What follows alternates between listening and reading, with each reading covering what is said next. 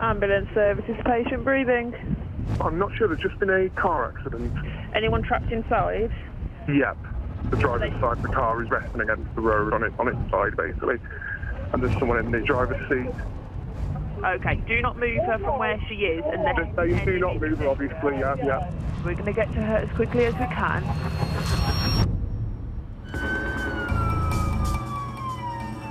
Fire, police and ambulance are en route to the incident. But because of the potentially life-threatening injuries the trapped woman may have sustained, the critical care team has also been dispatched. 99. And currently we have one adult female casualty, breathing and conscious, that is trapped within the vehicle due to it being on the driver's side. Thank you very much, we're on our way. Driver's side on the road, airbags not deployed. Makes me more concerned that they've not given any sort of report.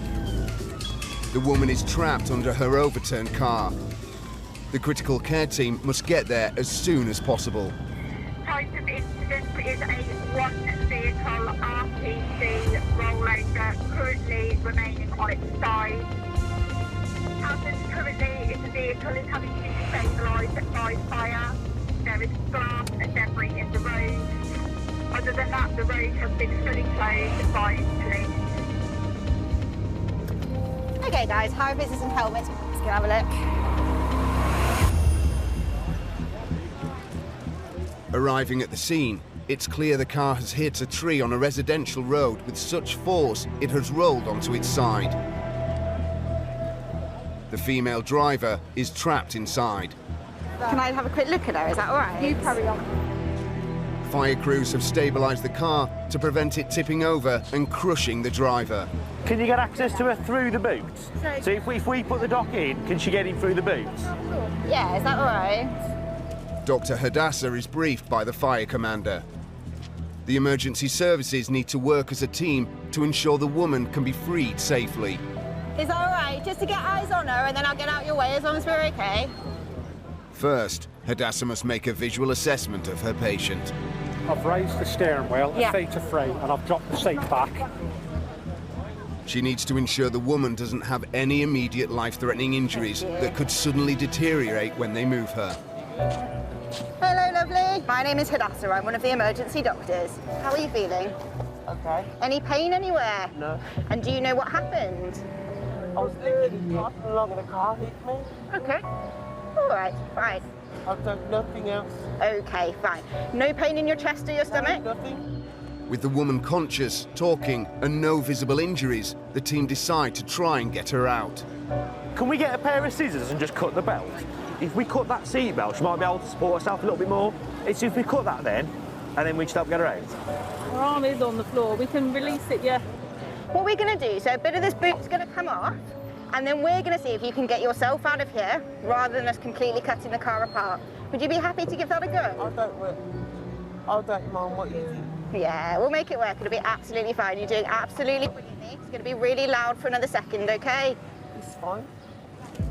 Although the woman appears not to be in pain, shock and adrenaline can mask major trauma. Dr. Hadassah needs to get her out of the wreckage in order to fully assess her. At the minute, she's got no injury, she's just complaining of some pains in her legs. Initial eyeball of her that Hadassah's done, she doesn't seem like there's any massive injuries. So that's why at the moment the fire service guys are just assisting her to get out the back of the car. And then what we'll do is we'll get her straight onto the scoop, onto the back of the ambulance, and we'll check her out further. I'm happy we don't need to sort of cut everything apart. Okay. If she can get herself out, I think your colleague was just going to see if he could sort of support her getting herself out, and then we can just walk her onto the stretcher. As they begin to cut the patient free, Dr. Hadassah's told what the firefighters think caused the crash. I think it's drunk, to be honest.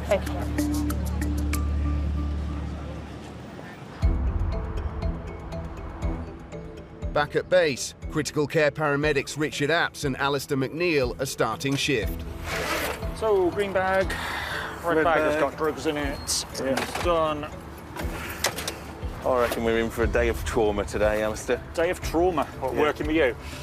All right, calm down. Harsh. It's likely their life-saving skills will be in demand today. Perfect, all ready to go.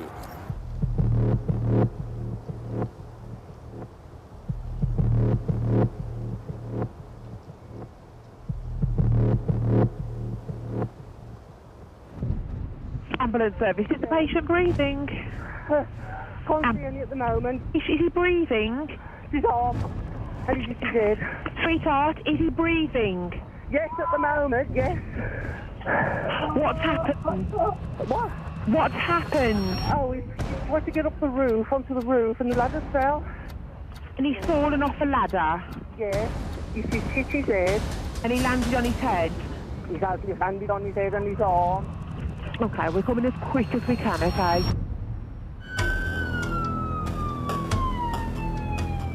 All it says on the notes, fallen from the top of the ladder from the height of the guttering at a house, but is conscious at the moment, complaining of head pain and unable to feel or move an arm. 6-2 en route. A fall from height resulting in head trauma has the potential to leave a patient with life-changing injuries. A 55-year-old male, can't feel one arm, nausea and dizzy, in the back garden, and he's landed on concrete. An ambulance has been dispatched, and the advanced critical care skills of Richard and Alistair are also urgently needed. So 55 is where we're starting to have some concerns with age, but the injury, there's big potential if he's fallen on concrete. He's already reported as having a head injury, so again, there's potential for that to develop and become far worse quite quickly. We're obviously going to have some concern over his spine with that height of fall, so he's likely to end up immobilised and then conveyed to hospital, where he really needs CT scans to see what damage he's got underlying. When Richard and Alistair arrive, the ambulance crew are treating the man.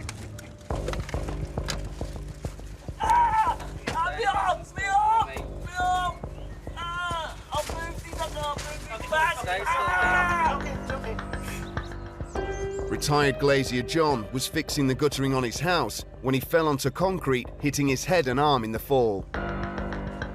With the potential for spinal injury and head trauma, John needs urgent treatment. We'll sort you out some pain relief in a bit, okay? Sharp scratch now, alright? We managed to get a blood pressure on him, yes or no? No, alright. I would say that lower arm is slightly deformed, isn't it, I think? You see okay?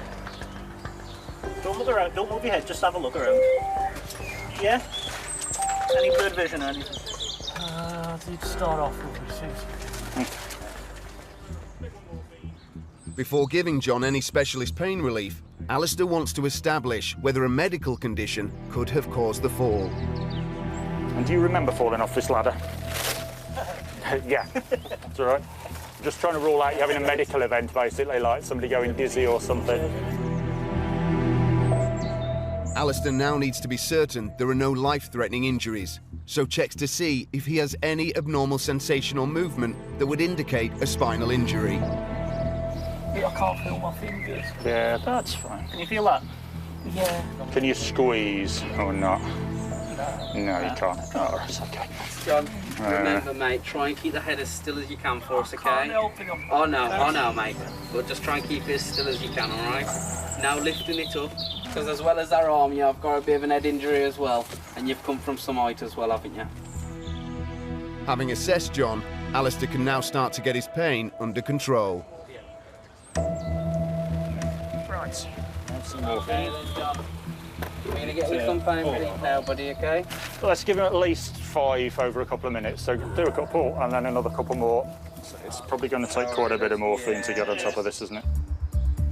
The critical care team must get John to hospital for an urgent CT scan of his head and arm. But despite the morphine and paracetamol, just going to straighten your arm, my friend, I'm sorry. John is still in too much pain to be moved. All right. No.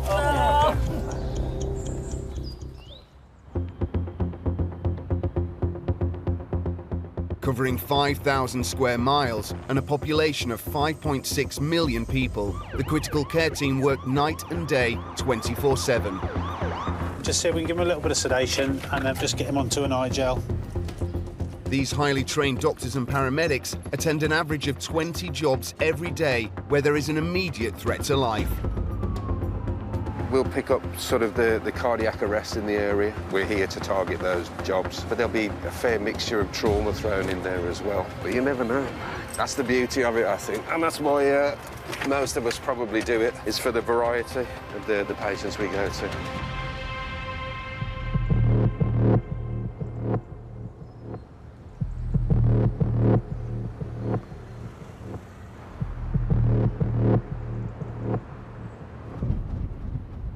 Ambulance service, is the patient breathing? Yeah, I control breathing. I just fell over. Did the breathing problem come on suddenly? I've had it for the last couple of days. Have you ever been diagnosed with an aortic aneurysm or Marfan's? Yeah, I've had all them 2 heart attacks a lot. Okay, an emergency ambulance is being arranged for you, okay? Is there anyone with you at the moment? At the moment, no.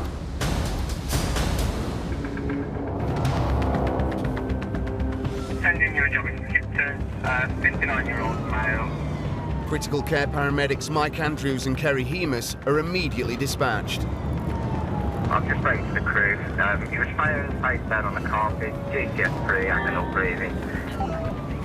Nice, mate. Yeah, we're mobile. Cheers, bud. Agonal breathing, where someone is struggling to breathe, is often a symptom of a serious medical condition. The ambulance team now on the scene found the man who made the 999 call collapsed and unconscious. So a 59-year-old male who's been found unresponsive, so I think the crews called for assistance as this male patient's critically unwell. According to the notes, he had chest pain all through the night and then he's collapsed this morning. Not very old, is he? 59? 59 now. The crew have scored the patient on a Glasgow coma score of 3, which means they're more or less unresponsive. So by definition, they're at the point where they may go into cardiac arrest or respiratory arrest. This is the one. I'll go and poke my head in there. I'll follow you in the red bag. OK, mate. Hello there. You're right. Yeah. Having a morning, aren't you? Hiya. We've got John. Yeah. He's 50 years old. Yeah. He called us this morning for feeling breathless. Mike is briefed by the ambulance crew. We've arrived on scene, found John face down in this position. Yeah. We've left ourselves in GCS3, unresponsive. OK. It's quite difficult to get a BP reading on him at all. OK. Did he have a radial pulse at that time? Very, very faint radial at that time. OK. And he's had a stent following an MI 3 weeks ago. OK. John has recently undergone heart surgery after a heart attack. He is now conscious, but in a life-threatening condition. Hello, sir. How you feeling? You got any pain anywhere? Do you remember what's happened this morning? No. Do you remember getting up this morning? Yeah. I fell over and put the telly over. Put the telly back on. Yeah. I went back and sat on the settee. Yeah. And I can't remember nothing after that. And you don't remember anything after that? Okay. What's the first thing you remember when these guys got here? No. I can't remember them getting there. Okay. All right, bud. Your lips normally quite blue. John's recent heart operation and his symptoms today suggest he could be suffering with heart failure. So if you've had a stent 3 weeks ago for a heart attack, yeah? Do you have any chest pain yesterday? I've had it for the last couple of days, Do you feel how you are at the moment that you'd be able to slide yourself back? In Bewdley, critical care Dr. Hadassah is dealing with a driver trapped in an overturned car. She's not in any pain at all. Yeah, she isn't, yeah. She's waving her head about, so I'm not really worried from a C-spine point of view. So I think if we can get her out, it will be better. She's right, she's got no idea what's gone on. Yeah. She thinks another car's hit her. Firefighters have cut the seatbelt that was trapping the woman. Now they can get her out. Dr. Hadassah is able to assess her to ensure shock isn't masking major injuries.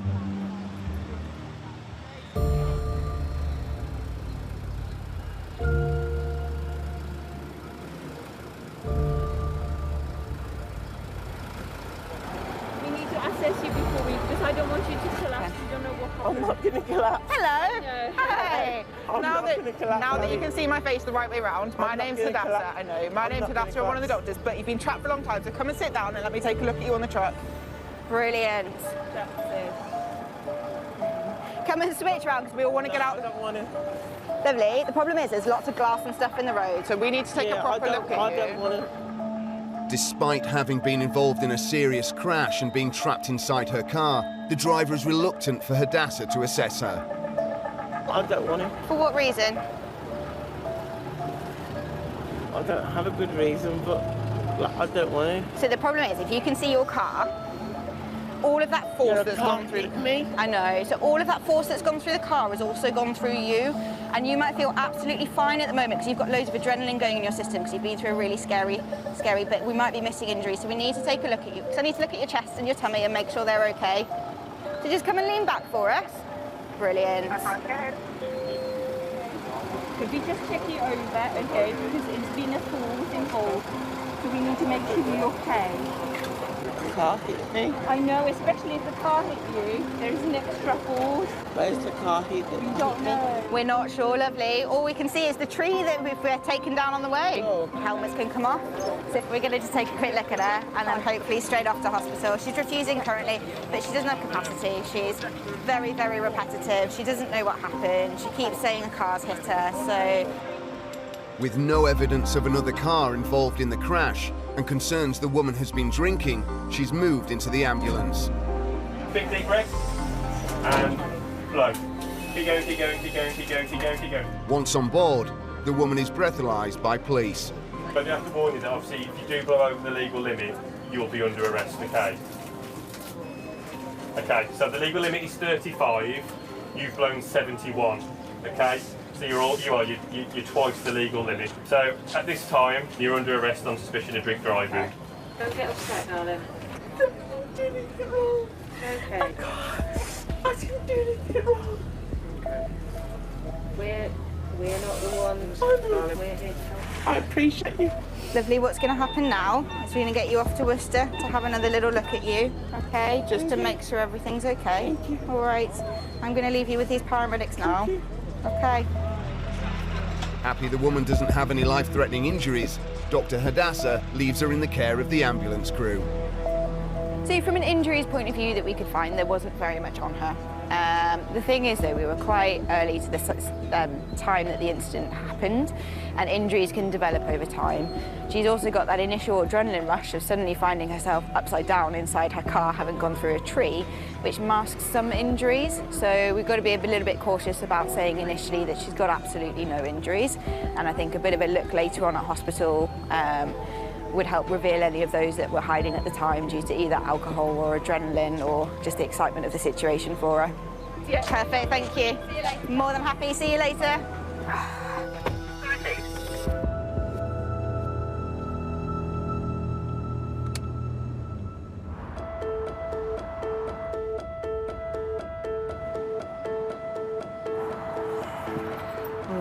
Two of those rooms.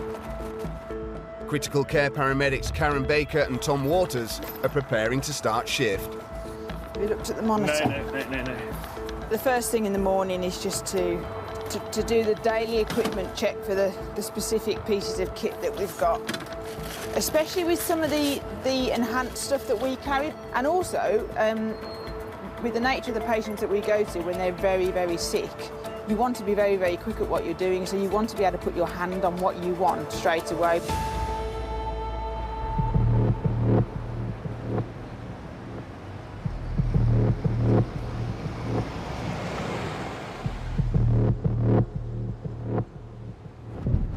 Ambulance service, is the patient breathing? Yes, And is the patient conscious? he is. Kind of half and half. What's the reason for the call? You think he's having an allergic reaction? Some people are struggling to breathe, and he's saying he can't swallow anything, and his nose is gone always swollen. And has he got any rapid swelling to the tongue or throat? Well, he said he can't breathe, so possibly his throat, but his eyes are kind of swell up a bit. And how old is the patient? 11. Ambulance has all been arranged. We're coming to you as quickly as we can on lights and sirens, okay?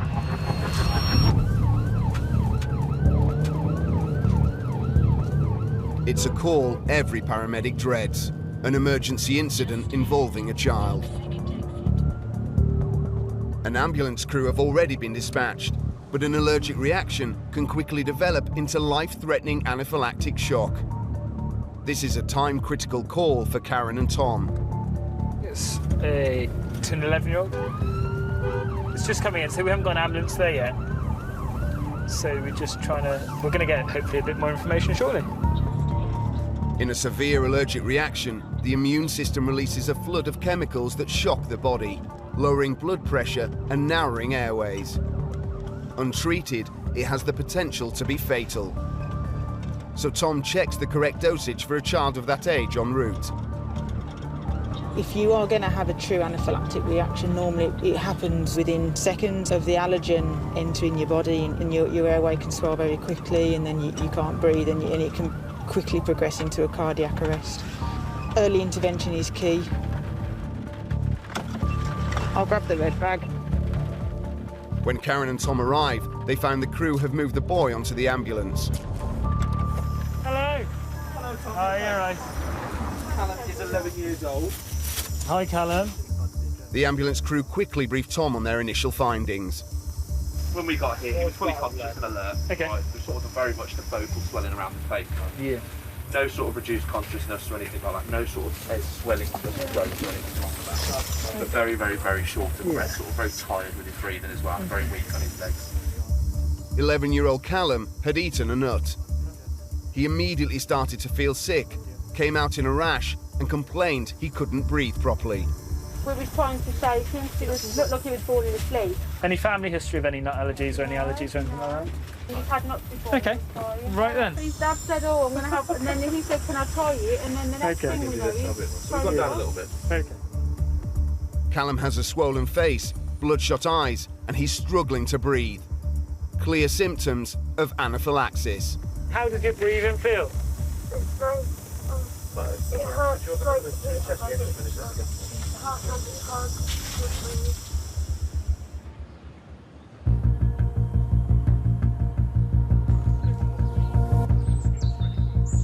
In Albury, critical care paramedics Alistair McNeil and Rich Apps are treating 55-year-old John, who is in agony after falling from a ladder. So we're just giving him some pain relief. This is paracetamol. He's had some morphine. As well as a likely broken arm, John also had a head injury. Alistair and Rich want to get him to hospital where he can be scanned. First, though, they need to get his pain under control. How's your pain doing? Have we got on top of it or not, or is it still hurting? Okay. All right. Okay. Scale of 1 to 10, what is it? 0's nothing, 10's agony. Where are you? 10 at the moment. Okay. Even after multiple doses of painkillers, including morphine and Entonox, John is still in agony. Okay, I might do something a bit strong, mate. He's had 10 of morphine, 1 of paracetamol, and we're still at a pain score of 9. It's going to take a bit of time for the morph I'm to just kick in. thinking a little squidge of something stronger like ket wouldn't actually hurt, would it? So, John, I'm going to give you some ketamine in a second, which is quite a strong drug. And then I'm going to give you a small amount, just enough for us to be able to move you, hopefully without you knowing what's going on.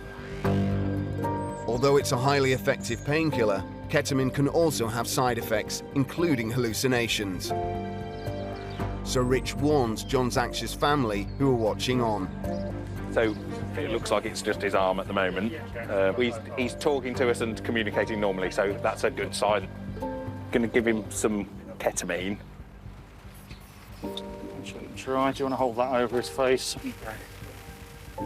Nice deep breaths for a minute, John. Deep breath, John. Deep breaths. Just like that. Brilliant. That's all right. That's the drugs that we've given to you. Just going to roll you over in a second, John, and get you off to hospital. So let's start working around, getting a scoop in.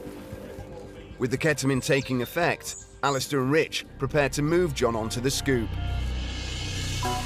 All right, John. All right. So I've got hold of his waist, I've got hold of his upper arm here. Oh, man. That's in. Okay. I felt that. You felt that, did you? When the ketamine wears off, John will remember the fall, but not the pain. what's going on? They're just dropping you on a stretcher, John. You're all right, chap. You're all right. Stop it. How are we then, everybody? We're going head first. Head first, really. Just watch those slabs because they're wobbly. Okay, all right. Everybody happy with the backs? Yeah. Okay. Right. Ready. Steady. Left.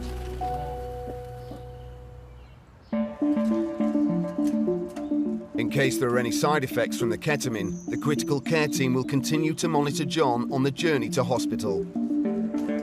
He will need an X-ray to check for any broken bones and a CT scan to assess his head injury. This is my house. It is your house. Watch the elbow. Yeah, I've got it.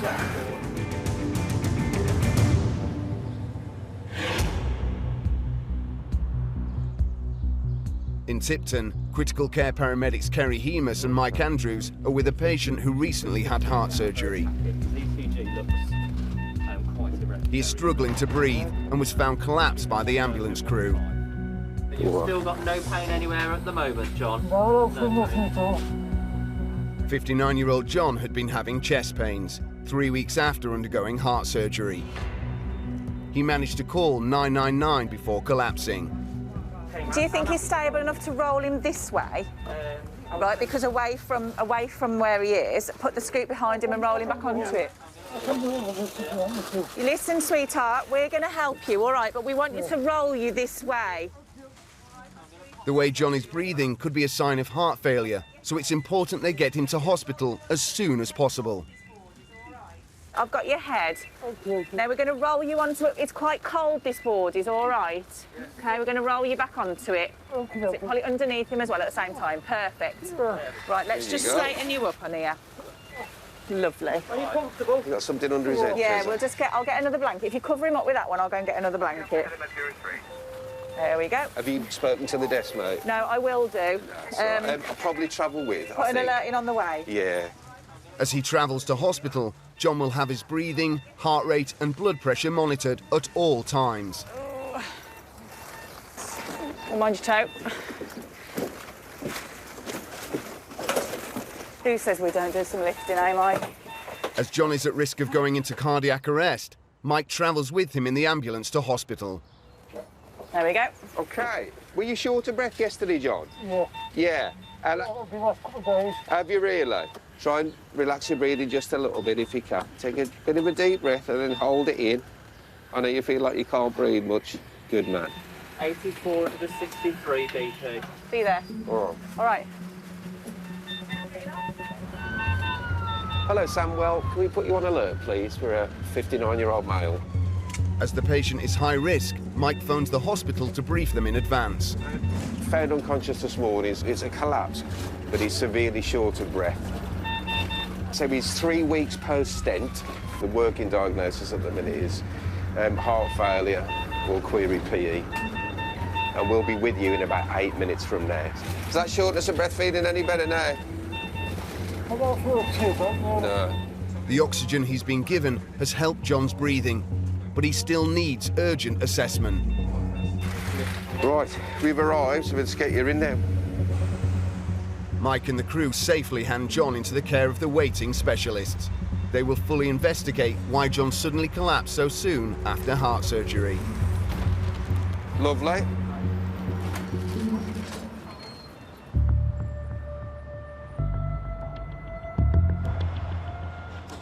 It's the start of another shift for critical care paramedic Ian Locke and his crewmate Peter Bowles. What can I help with? We're almost done, mate.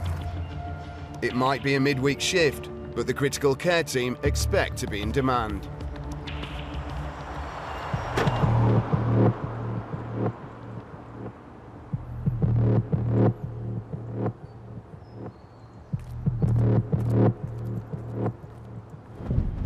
Ambulance, patient breathing. I don't know, he's just lying on the floor. So what's happened then? You said there's... He just come scooting up the road and they just smashed into each other. Can you see if he's breathing for me? Yeah, he's breathing, he's talking. Come on, Chick. Don't shut your eyes. Don't shut your eyes. Is he wandering away now? Is he speaking to... No, he keeps going in and out.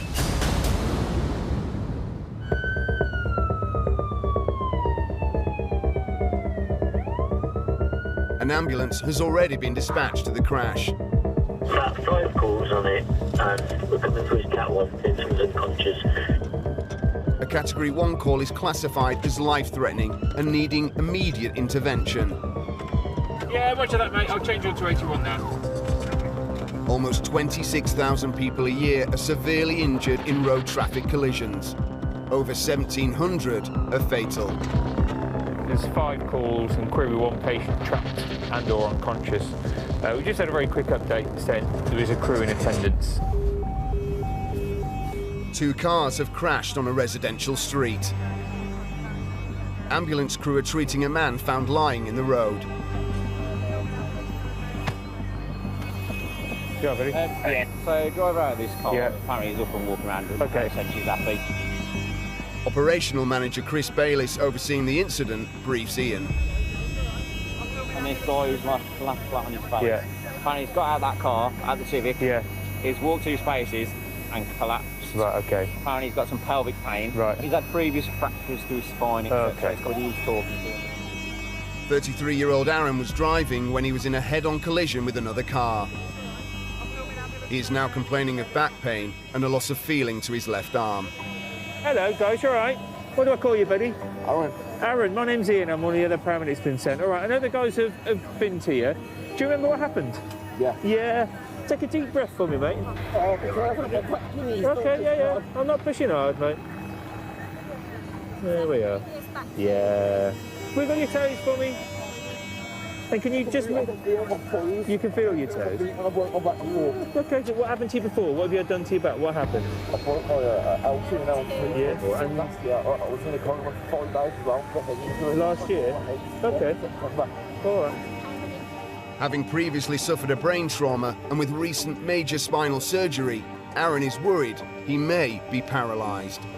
This one? No, my other arm. Okay. I can't feel it. Yeah, completely numb.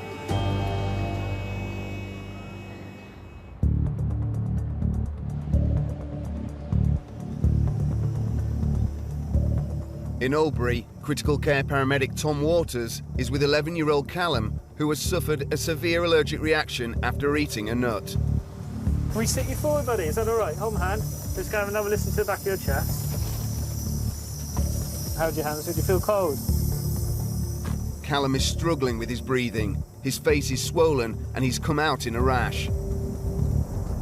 Anaphylactic shock can be very serious and needs to be treated quickly. It's had 300 grams of agony already. We started to feel a little bit better. Okay. We were just going to try and get a candor in to give some chlorphenamine Yeah. as well. Okay. And you guys turned up. Perfect. And tongue-wise, can you stick your tongue out? Does it feel swollen? No, that feels all right. Just go, for me. Okay. Restricted breathing from an allergic reaction is usually triggered by swelling to the tongue or throat. Tom needs to continuously check that Callum's airways are clear.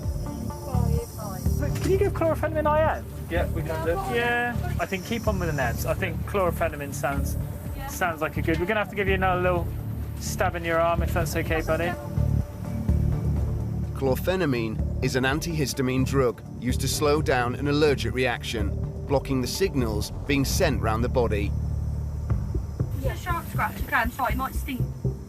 The drugs Callum's been given will soon start to work, so it's important that Tom finds out how severe the allergic reaction was to start with. He ran outside, was sick, and then he kind of flopped and... Right, okay. And then we didn't notice his eyes until 5 minutes later, and then I kind of panicked. Okay. And is that rash getting better now? Well, Or is we it... only spotted it As you took it, just exactly the same. Yeah, just as you pulled up. It doesn't look any better, but it doesn't look any worse. No, Do you agree, Mark? Okay. Should we just do blood pressure? So, in regards to seeing how, if his reaction is getting worse or better, a good sign would be to tell how his blood pressure is getting on. Yeah. That's going to go quite tight. You know, like we did the first one. The ambulance crew have given Callum adrenaline, which will increase the blood flow through his veins, helping to relax the muscles that are swollen and blocking his airways. If his blood pressure is relatively low, then I think we'd be inclined to give maybe some more treatment. Yeah. But if his blood pressure's okay and he's not getting any worse, then that's kind of more reassuring for us, really. got down a little bit. Okay. Was 130. Yeah. But he has had some adrenaline. He has had some adrenaline. Okay. You all right, mate? Allergic reactions can last for hours, so the team will need to continually check his airways and blood pressure to ensure they remain safe. Just stick your tongue out for me again. And doesn't feel swollen at all? Well, a little bit like the same, but it's not as hard. Not as wheezy.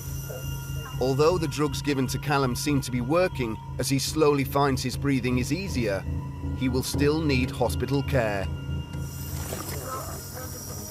You feel better? You look better. You looked a bit whiter. You sound better. Got a better colour about you. Obviously, he'll need to go in. Like, Yeah. I'm sure these guys will go in. Yeah. Because what the medication they've given might not last as long as the allergic reaction lasts, so there's always an element where he needs to be monitored for a period of time and things like that. But I think from our point of view, you happy with everything? So Yeah, absolutely.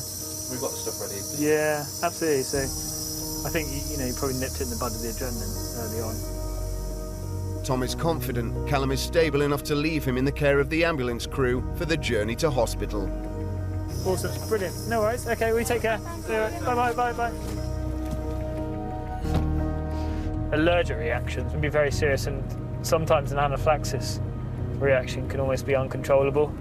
A true anaphylaxis reaction is very time critical and life threatening. And I think, to be fair, that child probably wasn't far from that. He had all the kind of characteristic signs. Those are the really challenging cases.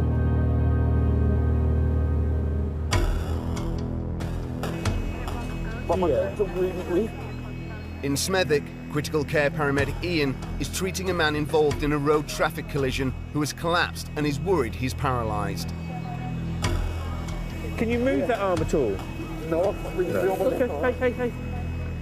33-year-old Aaron broke his back 3 years ago and had extensive spinal surgery. I just thought, get something ready for that arm. Does it look hugely deformed, or? I had a quick feel down. He's got good bilateral entry, he's got a stable pelvic ring, and his legs are intact. Just relax. You haven't got a spinal injury, okay? You haven't got a spinal injury. Yeah, that's fine. Good skills, all right? We are going to have to roll you to get you on a scoop, though, okay? So we can have a better look at you, all right? Whilst Aaron is given pain relief for his injured hand, Ian checks for any more serious injuries, including nerve damage. I'm just going to gently touch down your legs. Just let me know what you can feel. Just say yes, all right? That's all fine. Yeah. Okay. And this one? I know you're touching it. Yeah. Okay. All right. Yeah. Don't worry. That's fine. That's fine. Now listen. You have not got a spinal injury. It's whatever's happened to you before is not the same as today. Okay. All right. Yeah. Okay. Slow, deep breaths. All right. You are going to be fine. We'll get you some pain relief. You may have hurt that arm, and we'll get that sorted for you. All right. Ian is confident that Aaron is stable enough to be moved into the ambulance. Aaron, I'm just going to move this arm gently up, okay? We're going to literally... There you go. That's it. Just be careful of that in your arm. So have you got the head? Yeah, on your shout then. It's best I can. Yeah. Just go slow, please. Yeah. Breathe. Gotta breathe. Okay, nice deep breaths, yeah? Yeah. Okay. I'm ready. You're calling. You're calling. Okay, ready, steady, roll. Breathe. Well done. There you go, relax. Yeah. No, you did great. Aaron, you're a legend. Well done, man. All right. We're going to get you up off the floor and get you in the ambulance. Yeah, I'm calming down. Yeah, that's okay. Hey, honestly, mate, you've been in an accident. If nothing else, you've been in an accident, okay? So don't stress about it, mate. Okay, on lift. Ready, steady, lift.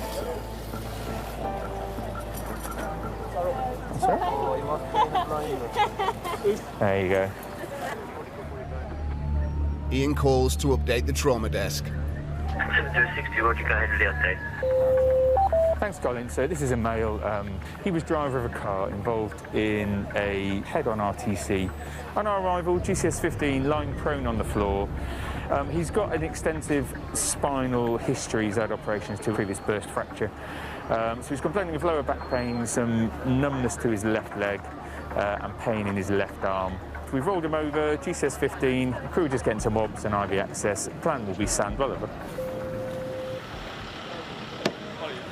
I think given to how well Aaron is now, you know, he's obviously going to go and get x-rays and anything else they need. But yeah, mate, don't. Mate, with your history, that is fully understandable, mate, yeah? Don't worry. Of course you do. Don't worry. Right, they will take care of you. Happy, guys? Yeah. Thank you very much. We'll get out your way. All right, take care. Cheers. Thank you. Excuse me, what's your name, mate? Ian. Thanks, Ian. Aaron, mate, you're more than welcome. Take care, buddy. I'm lucky, mate. You've got us. We sent him to a trauma unit up at Sandwell, where he'll be assessed in ED there. They've got the capability to certainly X-ray and also get a CT if they find anything or they're unsure about anything. So he'll get the relevant care and assessment and imaging he needs. He's obviously had the shock of his life. His day's gone from normal to upside down, and with his history, I think he's very anxious. But hopefully, there'll be nothing significant.